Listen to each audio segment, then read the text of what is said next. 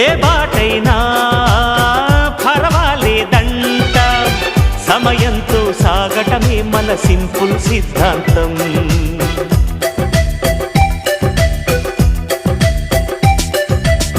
చిరుగాలికి పరిమళమిచ్చే సిరిమల్లెల వనమై ఉందాం, గగనాన్ని నేలను కలిపే హరివిల్లుల వంతెన అవుదాం.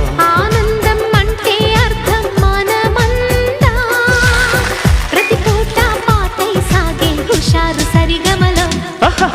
ఎన్నో ఎన్నో రాగాలుండే సంగీతం కాదా, చల్లటి నవ్వుల కేరింత.